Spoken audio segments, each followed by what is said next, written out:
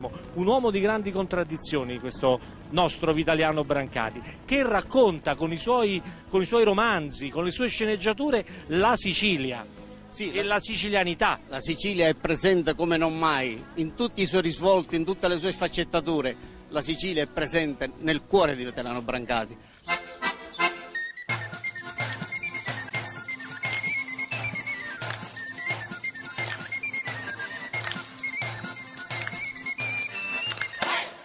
Ecco qua, è la musica che arriva da Piazza Regina Margherita, il centro del borgo di Marzamemi, ed è la signora Margherita che ci parla. Sì. Chi siete voi?